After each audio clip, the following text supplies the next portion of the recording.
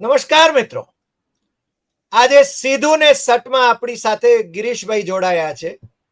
હવે ગિરીશભાઈ તો આપણા લાડકા વિશ્લેષક છે. આંતરરાષ્ટ્રીય વ્યાપાર અને સંબંધોની બાબતમાં એમની સૂઝબૂઝ એ મને ખૂબ ઇમ્પ્રેસ કરે છે અને આપણા દર્શકોને પણ એનો પરિચય છે જ છે. આજે જરા એક નોખી દ્રષ્ટિએ આપણે વાત કરવી છે. આમે અમેરિકી પ્રજા એ સેલ્ફ સેન્ટર્ડ હોય છે. પોતાનો સ્વાર્થ સાધવા માટે અમેરિકનો એ કોઈ પણ હદે જઈ શકે છે, એ બાબત છે ને દુનિયાભરમાં જાણીતી છે. આમ તો યહૂદીઓ વિશે પણ એમ કહી શકાય કે એ પોતાનો સ્વાર્થ સાધવા માટે કંઈ પણ કરે છે, પણ આપણે કોઈ કોમ્યુનિટીને બદલે અમેરિકન સિટીઝન્સની વાત કરીએ, પછી એ ત્યાં વસતા ગુજરાતીઓ હોય કે બીજા કોઈ હોય, બીજા દેશોના હોય, અક્વાયર્ડ સિટીઝનશીપ મેળવી હોય, એ લોકો પોતાના જ સ્વાર્થમાં રાચે છે. અને એમના રાષ્ટ્રપતિ ક્રિમિનલ રાષ્ટ્રપતિ, કારણ કે એ અદાલતોમાં અનેક મુદ્દે ગુનેગાર સાબિત થયા છે, પરંતુ ત્યાંની પ્રજાએ એમને ચૂંટીને મોકલ્યા છે. પછી એમણે જે પ્રકારનું વર્તન શરૂ કર્યું છે દુનિયાની ફોજદારી કરવાનું, એ મને લાગે છે કે હવે ત્યાંની પ્રજાને પણ પસ્તાવાનો વારો આવી રહ્યો છે ને, એટલે લાખોની સંખ્યામાં ત્યાં વિરોધી દેખાવો પણ લોકો કરી રહ્યા છે. પણ આજે આપણે જે વાત કરવાની છે એ ભારત અને પાકિસ્તાન વચ્ચેના જે ટકરાવ, જે સંઘર્ષ થયો પહેલગામ આતંકી હુમલાના પગલે, એમાં ટ્રમ્પભાઈ કૂદી પડ્યા અને ટ્રમ્પભાઈ એમણે સમાધાન કરાવ્યું, એમણે સંઘર્ષ વિરામ કરાવ્યો અને સૌથી પહેલી ઘોષણા એમણે કરી. એમના ઉપરાષ્ટ્રપતિએ પણ 48 કલાકની જહેમતનો ઉલ્લેખ કર્યો અને ભારતીય વડાપ્રધાન, પાકિસ્તાની વડાપ્રધાન અને જે ટોચના અધિકારીઓ હતા, લશ્કરી બાબતોના અથવા તો સુરક્ષા અધિકારીઓ જે હતા, એ બધાની સાથે એમણે વાત કરી. મને લાગે છે કે પહેલી વખત ભારતે કોઈ ત્રીજા દેશની મધ્યસ્થી સ્વીકારી છે, એટલે કે આપણી વિદેશ નીતિમાં એ ફરક પડ્યો છે. સિમલા કરાર એમ કહે છે કે બંને દેશો સીધી વાત કરશે, સીધા સમાધાનો લાવશે, અને અથવા તો એમાં એક મુદ્દો છે, અથવા તો બંનેને સ્વીકારીએ એવા, એની વાત કરી છે. એટલે કે બંનેને સ્વીકારીએ એટલે નરેન્દ્ર મોદીની સરકારે ટ્રમ્પભાઈને મધ્યસ્થી તરીકે સ્વીકારીને ભારતીય વિદેશ નીતિમાં એક નવું પ્રકરણ ઉમેર્યું છે. અને ટ્રમ્પભાઈના એમાં શું શું હેતુ હોઈ શકે, એમના શું ઈરાદા હોઈ શકે, એમનો સ્વાર્થ શું હોઈ શકે, કારણ કે ટ્રમ્પભાઈને હું તો લાલો કહીશ. લાલાની દુકાન એણે ખોલી છે. અને આપણી સાથે ગિરીશભાઈ છે. ગિરીશભાઈ, આપનું સ્વાગત છે સીધું ને સટમાં. અને આપ છે ને વર્ષો, કારણ કે આપને તો છે ને ટ્રમ્પભાઈના સ્વાર્થની વાતો, એના વિશે છે ને આપનો ગહન અભ્યાસ છે, એટલે આપણા દર્શકો પ્રતીક્ષામાં છે કે આપ એના વિશે વાત કરો. ગિરીશભાઈ. ડોક્ટર સાહેબ, નાનપણમાં એક આપણે વાર્તા વાંચતા કે બે બિલાડીઓ લડતી હતી, એમાં ત્રાજવો લઈને વાંદરો આવ્યો અને વાંદરો બેયની બરફી ખાઈ ગયો. છેલ્લે બિલાડીઓને કઈ મળ્યું નહીં. આ પરિસ્થિતિ આવી થઈ છે. આપણે અત્યારે યુદ્ધમાં આપણે કોનો યુદ્ધ લડી રહ્યા હતા? આપણે ચાઇનાના પ્લેનનો લડી રહ્યા હતા, ફ્રાન્સના પ્લેનનો, રાફેલનો લડી રહ્યા હતા, અને આપણે અમેરિકાનો લડી રહ્યા હતા. આપણું આમાં કઈ હતું જ નહીં. કોણે ત્યાં આવીને બાંગડો પુકાર્યો, એનો પોલિટિકલ લાભ લેવામાં બધા પડ્યા રહ્યા, પણ એની હકીકત કોઈએ જાણી નહીં. તમે આખી એક ક્રોનોલોજી સમજો તો એપ્રિલ 22 અને 26 આપણા કહેવાતા જમાઈ જેડી વેન્સ અહીંયા આવ્યા હતા, ઉષાના વર. એ અહીંયા રોકાણા છે. પછી બધા સેટલમેન્ટ થાય છે કે ભાઈ આપણે કેવી રીતે આગળ વધવું છે. સડનલી એમના ગયા પછી એક યુદ્ધના ભણકારા વાગવા માંડે. યુદ્ધની વચ્ચોવચ 9મી મેના અજય બંગા, જે વર્લ્ડ બેંકના પ્રેસિડેન્ટ છે, ઈ આવે છે. વર્લ્ડ બેંકના પ્રેસિડેન્ટ પ્રધાનમંત્રી અને ફાઇનાન્સ મિનિસ્ટરને મળીને ચાલ્યા જાય છે. એનો કોઈ ઉલ્લેખ ક્યાંય પેપરમાં આવતો નથી કે શું વાત થઈ. એના પછી તરત જ એના ત્યાં પહોંચ્યા પછી પાકિસ્તાન ડિમાન્ડ કરે છે કે મને તમે 8,05,000 કરોડ આપો, 8,500 કરોડ આપો, કારણ કે મારે અહીંયા ડેવલપમેન્ટ કરવું છે, મોંઘાઈ છે, મારે સ્કૂલિંગ અને સોશિયલ ડેવલપમેન્ટ માટે પૈસા છે. એ IMF ખડે મંજૂર કરે છે. પણ એની સામે એવી વાત આવી હતી કે ભાઈ 2023માં ઇન્ડિયન નેવીએ એક સારા પ્લેનોની માંગ કરી હતી, ધેટ વોઝ F-35.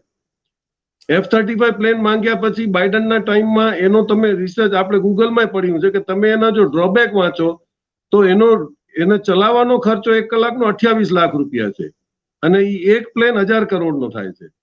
પાછો એનું મેન્ટેનન્સ, એનું અપગ્રેડેશન અને બધા એના જે ડ્રોબેક હતા એમાં કદાચ નેવીના કે જે બી ઓફિસરો હશે એ લોકોએ કદાચ એને એબિયન્સમાં રાખ્યું કે ભાઈ આ નહીં પોસાય આપણને. પછી આપણે રાફેલ માટે ગયા. રાફેલ પાસ કરીને લઈ આવે એનાથી સુપીરિયર તો સાબિત, પણ હવે આ જે ભાઠું છે એ કોઈ લેતું નથી તો કોના ગલામાં પકડાવાનો? એટલે આપણે એમ કીધું કે ભાઈ તમારું યુદ્ધ થયું, હવે હું વચમાં પડું છું, તમને રોકી દઉં છું, અમારું એ કંઈક કરો. અજય બાંગા આવીને પેલા કયો બાનો કરે છે કે ભાઈ તમે આપણે ઇન્ડસનો આપણે પાણી રોક્યો છે એનું આર્બિટ્રેશન નક્કી કરવા વાળો અજય બાંગા છે, કારણ કે વર્લ્ડ બેંક નક્કી કરશે કે આપણા બેની વચમાં આર્બિટ્રેટર કોણ હોય, એ એક એગ્રીમેન્ટ છે. એટલે એને કીધું કે હું વચમાં નહીં પડું, તમને જે કરવું છે કરો. એટલે એ રીતે એને ઓબ્લાઇજ કર્યા અને પછી હું માનું છું કે આ લોકોના સોદા પાર પડ્યા. એટલે આપણે 1,20,00,000 પ્લેન લેવાનું નક્કી કરી નાખ્યું અને 8,500 કરોડ રૂપિયા IMF આવવાનું નક્કી કરીને કીધું બધા રાજી થાવ. એટલે બરફી ખાઈ ગયો અમેરિકા, એમાંથી આપણામાંથી જ પૈસા પાછો ચાઇના પાકિસ્તાનને ચૂકવશે. અને જેવું તમે જુઓ કે રાફેલ પડ્યો છે એવી અફવા આવી એટલે રાફેલના 5% શેર પડી ગયા. રાફેલનો પ્રેશર આવવા માંડ્યું કે ભાઈ આ બંધ કરો, કારણ કે જો રાફેલ પડી જાય તો અમારી બધા વર્લ્ડના ઓર્ડરો ખતમ થાય. સામે ચાઇનાએ તરત પાકિસ્તાન એવી કોઈ ભૂલ ન કરી અને ચાઇનાના પોર્ટલ જેવું ચાલુ થયું કે અમારા JFC હતું એને ફગાવી દીધું. એટલે એનો મતલબ એ થયો કે રાફેલ કરતા એ લોકોનો પ્લેન સુપીરિયર છે. હવે આ બેના યુદ્ધની અંદર આપણે ક્યાં ભરાણા હતા એ હવે આપણને ખબર પડે. કારણ કે જો યુદ્ધ આવા આતંકવાદી હમલાના લીધે થાય તો પુલવામામાં તો આનાથી વધારે યુદ્ધ થઈ જવું જતું, કારણ કે એમાં તો આપણે 40 સૈનિકો મર્યા હતા. એટલે આ બધી રમતો પાછળ જે રમાઈ ગઈ એના ઉપર લોકોનું ધ્યાન નથી, પણ ખેલ ખેલાઈ ગયું. જી ગિરીશભાઈ, તમે જે કહ્યું પેલી બે બિલાડીઓ લડતી હોય ને વાંદરો છે ને ન્યાય તોડે એની વાત, એટલે કે બે બિલાડીઓ એટલે ભારત અને પાકિસ્તાન અને ન્યાય તોડનારો અમેરિકા. મને લાગે છે કે પાકિસ્તાન તો અમેરિકાનું ખંડિયું કહી શકાય અથવા ચીનનું ખંડિયું કહી શકાય, પણ ભારત તો સાર્વભૌમત્વ માટે આપણે છે ને આપણે કોઈના ખંડિયા બંડિયા થઈએ નહીં. પણ તો નરેન્દ્ર મોદી જે આમ તો એન્ટાયર પોલિટિકલ સાયન્સની ડિગ્રી ધરાવે છે એ અને વિશ્વની ડિપ્લોમસીમાં અને વિશ્વગુરુ તરીકેની છબી ઉપસાવવાની કોશિશ કરે છે. પાપાને યુક્રેન में युद्ध रुकवा दिया એવો પ્રચાર પણ થયો હતો, તમને ખ્યાલ છે? તો એ અહીંયા કેમ ખત્તા ખાઈ ગયા? આની અંદર ઘણા બધા બીજા સમીકરણો કામ કરતા હતા. તમે જુઓ, જ્યારથી બ્રિક્સમાં આપણે ફાઉન્ડર મેમ્બર થયા, બ્રિક્સની જે યુપીઆઈ પેમેન્ટની આખી સિસ્ટમ હતી, આપણે કેવી કામ હતી જે ICAના ફોર્મ હતા, એ લોકો બ્રિક્સની અંદર એક્ટિવ થયા ત્યારે બ્રાઝિલ, ઇન્ડિયા, રશિયા, ચાઇના અને સાઉથ આફ્રિકા આપણે 5 જ હતા. આપણે એ આખું ડીડોલરાઇઝેશનના પ્રોગ્રામમાં એ વખતે આપણને કઈ ગરજ નહોતી અને આપણે વાવી કરી હતી, આપણે એમાં જોડાણા.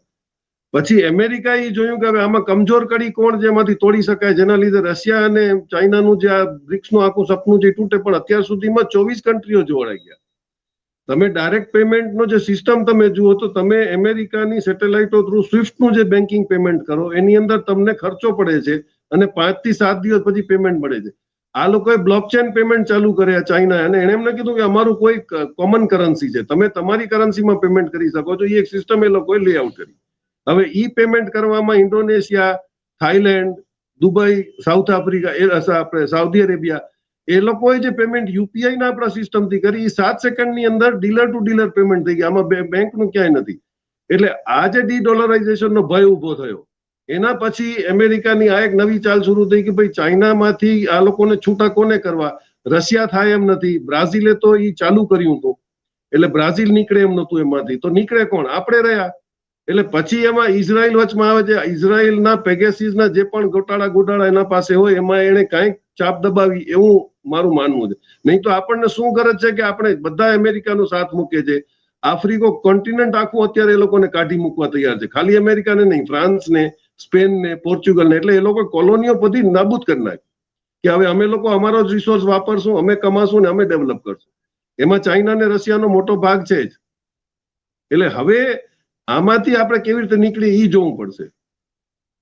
ગિરીશભાઈ, માનનીય વડાપ્રધાન સામે ચાલીને ટ્રમ્પભાઈને મળવા જ્યારે ગયા ત્યારે ટ્રમ્પભાઈ દરવાજે આવીને ઊભા નહોતા. એમની એક સામાન્ય સેક્રેટરી આવીને ઊભી હતી માનનીય વડાપ્રધાન નરેન્દ્ર મોદીને રિસીવ કરવા માટે. બાકીના ઝેલેન્સ્કીને કહીએ તો પણ એને રિસીવ કરવા માટે ટ્રમ્પ પોતે ઊભા હતા.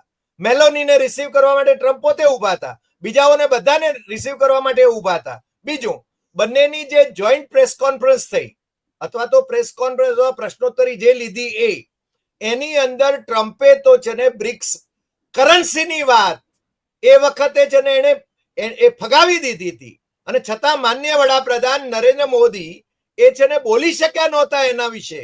એટલે એ ક્યાંક દબાયેલા છે. કઈ બાબતમાં દબાયેલા છે એ ખબર નથી પડતી. કારણ કે એક બાજુ અદાણીની સામેનો કેસ ત્યાં આગળ પેન્ડિંગ છે. તમે પેગાસસનો ઉલ્લેખ કર્યો. પેગાસસની સામે વોટ્સઅપે અમેરિકાની અદાલતમાં જે કેસ કર્યો અને એને છે ને જે ડેમેજીસ ચૂકવવા પડ્યા પેગાસિસે, એનએસઓએ, ઇઝરાયલની કંપનીએ, એની અંદર એ બાબત તો બહાર આવી કે ભારતના નરેન્દ્ર મોદી સરકારના એક મંત્રી સહિત 100 જણાના ફોનમાં છે ને પેગાસસ ઇન્સ્ટોલ કરવામાં આવ્યું છે. સુપ્રીમ કોર્ટની કોમેન્ટો છે ને એ વિકૃત રીતે કરીને અહીંયા વાયરલ કરવામાં આવે છે, કારણ કે આપણે ત્યાં ગોદી મીડિયા વધારે સક્રિય છે. પણ આ એક મુદ્દો પણ, પેગાસિસનો મુદ્દો પણ મને લાગે છે કે એ ચિંતા માટેનો મુદ્દો છે એમના માટે. અને બીજું, એમની સરકારના મંત્રી એ નેશનલ સિક્યોરિટી રિસ્ક છે. મને લાગે છે કે આ બાબત તો દુનિયામાં પહેલી વખત કોઈ આવું બનતું હશે કે એટલે મને લાગે છે એ અમેરિકાથી એવા દબાયેલા છે કે જેથી અમેરિકાને ગમે તેટલો ધંધો આપી દે. ગઈ વખતે નમસ્તે ટ્રમ્પ કર્યું ત્યારે ટ્રમ્પભાઈ તો કોરોના લઈને આપણને આવી ગયા અને ઉપરથી ધંધો લઈને ગયા હતા. આ વખતે પણ ધંધો તો એમને મળી જ રહ્યો છે.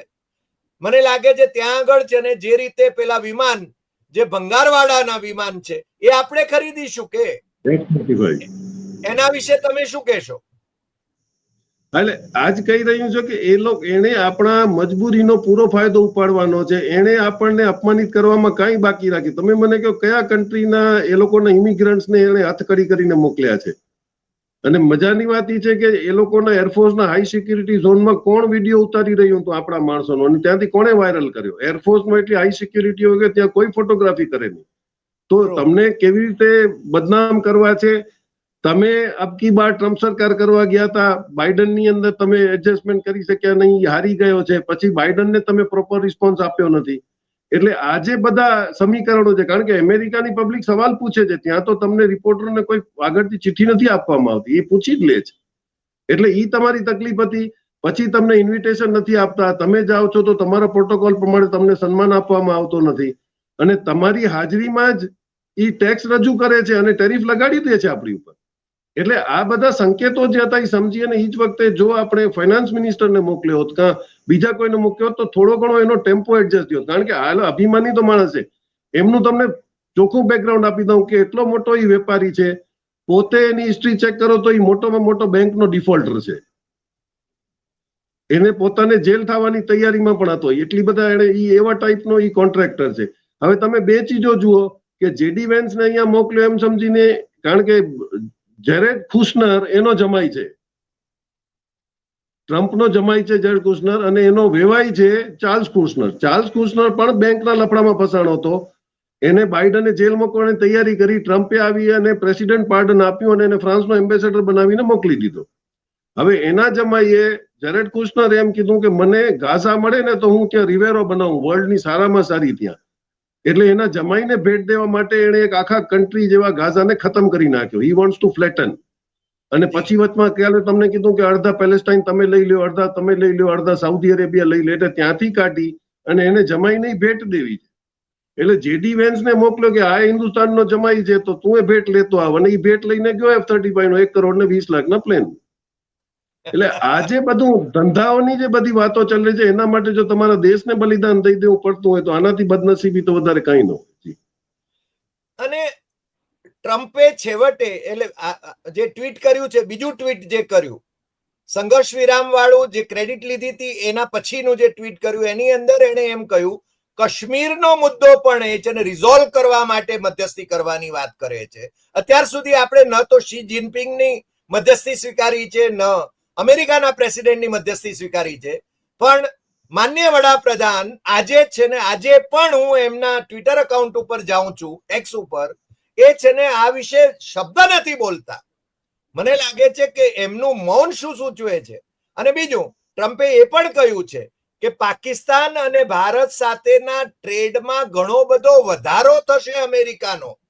એનો અર્થ શું સમજવો અમારે, ગિરીશભાઈ? અમે તો સાવ સાદા માણસ, અમે સાદા ભારતીય, અમે તો છે ને સાહેબના પ્રચારથી અમે અંજાઈ જઈએ છીએ, અંધભક્ત થઈ જઈએ છીએ. એક ચીજ તમે જુઓ કે પહેલો જ સ્ટેટમેન્ટ આપણા એટેક પછી ટ્રમ્પનો આવ્યો કે ધીસ ઇઝ શેમફુલ. એટલે એ વખતે એની માનસિકતા અલગ હતી. પછી અજય બાંગા અહીંયા આવે છે, વર્લ્ડ બેંક નો નિગોશિએટ કરે છે, જેડી વાન્સ વાવા કરતો જાય છે, ને એમનો મંતવ્ય બદલી જાય છે અને કૂદી પડે ને કે યુદ્ધ બંધ કરો. યુદ્ધ બંધ કરવા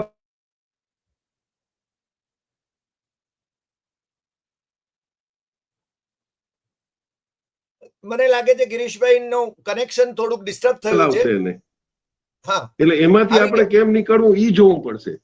હવે તમે જુઓ કે અત્યારે જ CNN માં 2 દિવસ પહેલા ડિફેન્સ મિનિસ્ટર ખ્વાજા આસિફે ઓપનલી સ્ટેટમેન્ટ આપ્યો. એને CNN ના રિપોર્ટરે પૂછ્યું કે તમે લોકો આતંકવાદને ઇન્ડિયામાં બળાવો શું કામ આપો છો કાશ્મીરમાં? તો કે આ જે છે એ ડર્ટી ગેમ છે તમારી. તો એને ગુસ્સામાં આવીને એમ બોલી દીધું કે આ ડર્ટી ગેમ ઇન્ડિયા સામેની થોડી છે, અમે તો અમેરિકા માટે સદીઓ આપણે દશકોથી કરી રહ્યા છીએ. એટલે એને વર્લ્ડ ફોરમ પર કમિટ કર્યું કે આ એક ટેરરિસ્ટ સ્ટેટ છે, જે બધાને જેને પૈસા દઈને ટેરરિઝમ કરાવવું હોય કરાવે. અને આપણે એની પરિસ્થિતિ જોઈ રહ્યા છીએ. પણ અમેરિકાની મજબૂરી છે કે ઈ કાશ્મીરને એટલે લેવા માંગે છે, કાલે જો સરકાર બદલાય અને આપણે એનો સાથ મૂકીને બ્રિક્સની અંદર ફૂલે પાય હાલે જાય તો એના પાસે એક તો એવો ફોડો જોશે જેને મલમ લગાડ્યા રાખે, અને ઈ છે પાકિસ્તાન. એટલે એનો મોટો ઇન્ટરેસ્ટ અમેરિકા. અને અમેરિકાનો તમે ઇતિહાસ જુઓ તો એણે 150 વર્ષથી એક જ કામ કર્યું છે, તમને આવીને બીવડાવે, તમારા પડોશીને હથિયાર આપે, પછી તમને એને પાસે એક જ આઈટમ છે વેચવાની, હથિયાર. એક જ દેશ એવો છે જે હથિયાર બનાવીને વેચે છે, બાકી બધા હથિયાર પોતાના સ્વરક્ષા માટે બનાવતા હોય છે. અને એ આપણે ઇતિહાસ જાણે છે. એને કેટલા કન્ટ્રીઓને ખતમ કર્યા, જૂની પેઢીને કદાચ નહીં, અત્યારે નવીની પેઢીમાં તમે જુઓ તો 2011 થી એને સિરિયાને ખતમ કર્યું. સિરિયાનું શું કામ ખતમ કર્યું? કારણ કે એ રશિયાના ખોળે બેઠું હતું. ટર્કીને ઈ નેટોમાં રાખીને એટલે બેઠો છે કે ટર્કીની અંદર ક્યાંક પેનિટ્રેટ કરવું હોય તો ઈ સ્ટેટ કામ આવે ને. અત્યારે તમે જુઓ કે ટર્કીનો આપણે જે અત્યારે બધો રવૈયો જોયો કે એ લોકોએ હવે એને કીધું છે, મેં એક લાઈવ વોચ કર્યો એક ફ્લાઇટને, હોચીમિનથી ચાઇનાથી ફ્લાઇટ નીકળે છે, 5 કલાક પછી એને જવું છે ટર્કી. એ ટર્કી નથી જતો, આખો ઇન્ડિયાનો ચક્કર મારી અને ઈ 5 કલાક પછી કરાચી ઉપર લેન્ડ કરવાની ટ્રાય કરે છે. કરાચી ઉપર લેન્ડ નથી થતું, ત્યાં યુદ્ધ ચાલુ હતું. એટલે ઈ AIS બંધ કરીને પછી કોઈ અનનોન ડેસ્ટિનેશન, AIS બંધ કરો એટલે આપણને પ્લેનનું લોકેશન પછી મળે ને, ઈ આગળ ક્યાંક જઈને ઉતર્યું. અને રાતના પછી તમારા કાશ્મીરથી કચ્છ સુધીના ડ્રોન્સ ફાટવા માંડ્યા. એટલે બદનામ કોને કરવો હતો કે ચાઇનાએ પાકિસ્તાનને આઈટમ આપી છે, પણ એમાં ગેમ ટર્કી કરી ગયું છે, કારણ કે એ નેટોનો મેમ્બર છે, એ ત્યાં જ ફ્રાન્સને બધાને મદદ. એટલે આ હવે પાર્ટ 2 ચાલુ થશે કે આપણે બ્રિક્સને ગમે એમ કરી અને આપણને કેમ બ્રિક્સમાંથી બહાર કાઢવા, અને કા એવો માહોલ કરી નાખે હિન્દુસ્તાનનો કે બ્રિક્સ વાળા જ કે હવે તમે ઘરે જાઓ, તમે અમારા ભેગા નથી એમ. એટલે આજે બધી સિસ્ટમ, કારણ કે અમેરિકાને અત્યારે સિસ્ટમ ડિસ્ટર્બ કર્યા સિવાય ચાલ નથી. નહીં તો જો આ શરૂ થયું તો એનું ડી-ડોલરાઇઝેશન નક્કી છે. એની ઇકોનોમિકલ પોઝિશન શું છે, એ લોકલ ક્યાં રહે છે એ લોકો જાણે છે. 300% તમારા ભાવ વધારા થયા, તે માગા કરવાની કોશિશ કરી. તને એમ થયું કે રાતોરાત એલન મસ્ક પોતાની ટેસ્લા લઈને અમેરિકામાં આવી જશે ને ફેક્ટરી ચાલુ થશે ને હજારો લાખોને નોકરી મળશે. વોલમાર્ટ જેના 85% માલ ચાઇનામાં બની રહ્યું છે, એ પોતાનું બધી ફેક્ટરીઓ લઈને આવે છે, એ બે ના આવ્યા. ઓલાએ કીધું બીજી ફેક્ટરી નાખવું પડું ચાઇનામાંથી, કારણ કે ડિફરન્સ ઓફ લેબર છે. આજે $5 જે ચાઇનામાં કામ થાય છે, અમેરિકામાં $15 થશે. એ મૂર્ખો બિઝનેસમેન નથી. એટલે ચાઇનામાંથી જો તારા પોતાના માણસો ઇન્વેસ્ટમેન્ટ પાછો લાવવા તૈયાર નથી તો તું બીજાને કેવી રીતે દબાવીશ? એટલે આની કોઈ નીતિ નિયમ છે નહીં. એને જે મજા આવે સવારના એ વિચાર આવે એ બોલે છે, પણ એની રમત રમવા માટે આપણે ઇન્ડિયાનું બલિદાન શું કામ ચડે? આપણે કેટલું સ્ટ્રિક્ટ થઈ અને હવે આપણે એક રસ્તો પકડી લેવો પડશે, એ આપણા ઉપર છે. પણ આની અંદર ચાઇના જે છે, ચાઇનાનું ઇન્વેસ્ટમેન્ટ અમેરિકામાં તો લગભગ છે ને, એના રિઝર્વ્સ આપણે કહીએ તો 35% જેટલા છે. જો ચાઇના એ રિઝર્વ્સ વિડ્રો કરે તો મને લાગે છે કે અમેરિકાની ઇકોનોમી કરોડભૂસ થાય એવી સ્થિતિ તો છે જ. અત્યારે છે ને ચાઇના અને અમેરિકાના ટ્રેડ ટેરિફ માટેની મંત્રણા જીનીવામાં ચાલી રહી છે. એટલે ફાઇનલ કરવા માટેની. પણ હવે પછી જેમ કે આપણે તો બધા જ દેશો, આપણી આજુબાજુના બધા જ દેશો છે ને એ ચાઇનાની ઇન્ફ્લુઅન્સમાં છે. ભારતની આજુબાજુના માનનીય વડાપ્રધાન નરેન્દ્રભાઈ 2014 થી આવ્યા તો એમનું બહુ મોટું યોગદાન એ છે કે નેપાળ જેવું રાજ્ય, જે દેશ જે આપણું કાયમનું મિત્ર રહ્યું, અને ભૂતાન જેવું બટુક જે સ્ટેટ, અંગ્રેજીમાં સ્ટેટ એટલે કે રાષ્ટ્ર કહીએ, એ છે ને એ પણ હવે ચાઇનાના ખોળામાં લગભગ પહોંચી ગયું છે. અને બાંગ્લાદેશ જેવો જે દેશને આપણે જન્મ આપ્યો, ઇન્દિરા ગાંધી અને માણેક શાહે છે ને એના પાકિસ્તાનને તોડી નાખ્યું, એ બાંગ્લાદેશે આપણને આંખો બતાવવા માંડ્યું છે. શ્રીલંકામાં ચીને થાણું કર્યું છે. માલદીવની અંદર ઇન્વેસ્ટમેન્ટ એનું હેવી છે. પાકિસ્તાન તો એનો પ્રદેશ થઈ ગયો છે. તો ચાઇનાની ભૂમિકા હવે અમેરિકા અને ચાઇનાની, તો આપણે ક્યાં ઉભા છીએ? આપણે અમેરિકા પરસ થઈ ગયા કે ચાઇનાની સાથે? તમે જુઓ તો છેલ્લા 25 વર્ષથી પાકિસ્તાન, ચાઇના, આપણે અમેરિકા ક્યાં પણ પોતાનું એક નેવલ બેઝ માટે મથી રહ્યું છે. એ પેલું અફઘાનિસ્તાનમાં આવ્યું, એને રશિયાને કાઢ્યા, એને એમ કે ત્યાં રહેશે, તો લોકલ તાલિબાનો એ લોકોને રહેવા દીધા નહીં. પછી ત્યાંથી વિયેટનામ ગયો, વિયેટનામમાં 10 વર્ષથી લડ્યો, વિયેટનામમાં એનો અડ્ડો બન્યો નહીં. પછી શ્રીલંકા જાય છે, શ્રીલંકામાં એલટીટી ના નામે ઉભું કરી હિન્દુસ્તાનને બદનામ કરીને એને એમ હતું કે એલટીટી નો ભાગ અલગ થાય તો હું ત્યાં બનાવું, ત્યાં પણ ફાવ્યો નહીં. હવે રહ્યું કોણ? પાકિસ્તાન. એના પાસે એક પરમેનન્ટ છે, પણ પાકિસ્તાનને આઉટરાઇટલી સપોર્ટ કરી નથી શકતો, કારણ કે એનો જાની દુશ્મન એને અડીને ઈરાન બેઠું છે. એટલે એનો રસ એ છે કે હવે અત્યારે કોઈક મોટું જો આપણને મળે, હવે આપણે એના સિકંજામાં શું કામ આવી ગયા છે ને કેમ આવે છે, એનો ભરપૂર લાભ લેશે.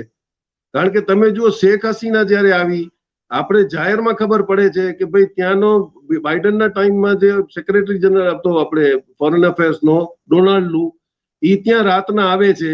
એ અહીંયા ઇન્ડિયામાં પણ આવે છે, દિલ્હી નથી આવતો, ચેન્નઈ જાય છે, શ્રીલંકા જાય છે, બાંગ્લાદેશ જાય છે, અને શેખ હસીનાને કહે છે કે તારી બાજુનું જે ઇમ્પોર્ટન્ટ સેન્ટ માર્ટિન ટાપુ છે મને આપી દે. અને પછી બાઈ ઇન્ડિયામાં આવીને બોલી પણ કે મને ગોરો માણસ મળવા આવ્યો હતો અને મને માંગે, મેં આપ્યો નહીં, એટલે મારું રેજીમ ચેન્જ થઈ જશે. અને ડોનાલ્ડ લુ નો દુનિયામાં નામ જ રેજીમ ચેન્જર તરીકે છે. તમે જેને જ્યાં મોકલો એ સરકાર નહીં બદલાવી આવે, એનામાં એટલી કેપેસિટી હતી. તો એ વખતે આપણે આગમચેતી કઈ લીધી જ નહીં. એટલે પછી આપણે કીધું કે ચાઇના બોર્ડર ઉપર આવીને બેઠો, કારણ કે ચાઇનાને એવું હતું કે જો કાલે 7મો કે 8મો બેડો અમેરિકાનો અહીંયા આવે, આપણે એને સાથ ના આપીએ, કે આપણે એને લડવાની હિંમત ન કરીએ, તો એને પોતાનું પ્રિકોશન લઈ લીધું કે અહીંયાથી હું ફાયર કરીને એ લોકોને ત્યાંથી ભગાડીશ તો કરો. અત્યારે હાલની પરિસ્થિતિમાં પણ તમે જુઓ, જેવો ટર્કીનો ફાઇટર વેસલ ત્યાં આવીને ઉભું રહે છે ઓમાનની બહાર, તો તરત જ રશિયાએ 2 શિપો પાછળ મોકલી દીધી. રશિયા હંમેશા આપણો ફૂલ ટેસ્ટેડ ફ્રેન્ડ છે, એમણે 71માં મદદ કરી હતી, અને અપેક્ષા આપણા પાસેથી એને કાંઈ પણ નથી. તે છતાં તો આપણે ઈ જોવું પડે કે અત્યારે રશિયાનો મિત્ર છે, તો આપણે રશિયાની પણ શરમ ન રાખી હોય તો રશિયા પણ પોતાનો મંતવ્ય ભવિષ્યમાં બદલી નાખશે કે આટલી મદદ કર્યા પછી તમને ઈ તેલ આપે છે. અને તમે અત્યારે જો તો હાલમાં વિશ્વગુરુ બનવાનો ટ્રમ્પનો સપનો પણ પૂરું કરવા એ ખાલી આપણને નથી કહેતો, અત્યારે એને આને પણ 30 દિવસ માટે સીઝફાયર ડિક્લેર કર્યો યુક્રેન અને રશિયાની વચમાં.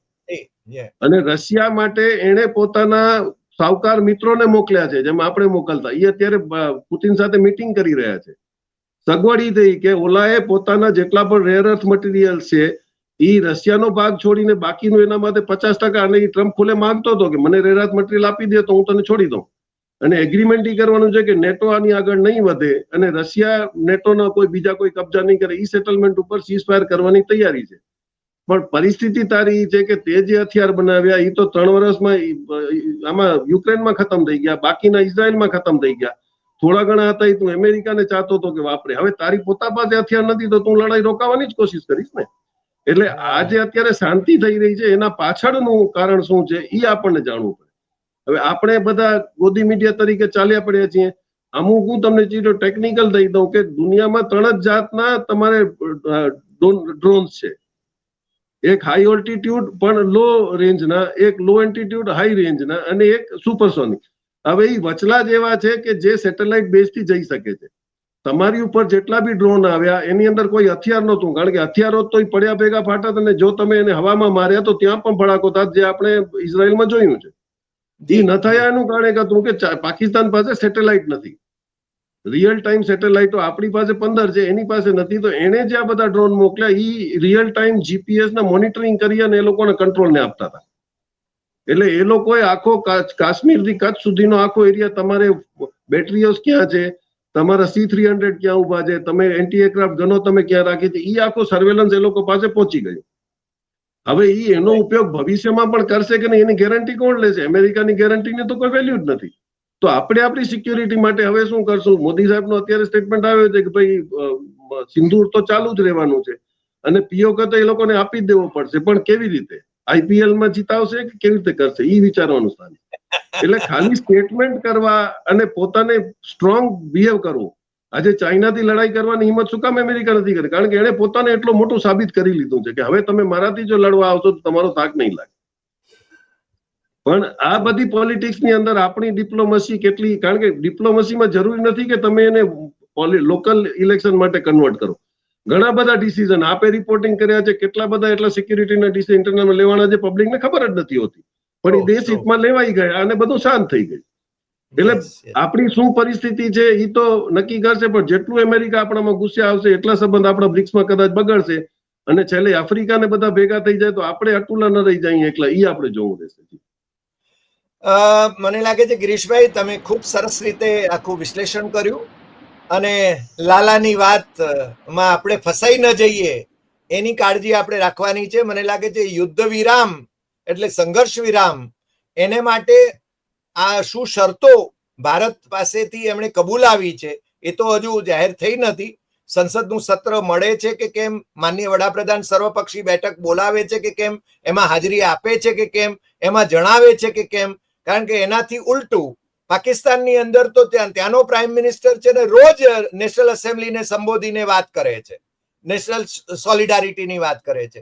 મને લાગે છે એવા તબક્કે આપણે સંઘર્ષ વિરામ કર્યો છે કે જ્યારે છે ને બલુચિસ્તાન, પખ્તુનિસ્તાન, સિંધ અને પંજાબ આ 4 ભાગ, તમને ખ્યાલ હશે કે સીઆઈએ ની એક ડિઝાઇન હતી કે પાકિસ્તાનને 4 ભાગમાં વહેંચી નાખવા, એ આપણે કરી શકીએ એવી સ્થિતિમાં હતા ત્યારે સંઘર્ષ વિરામ કર્યો છે.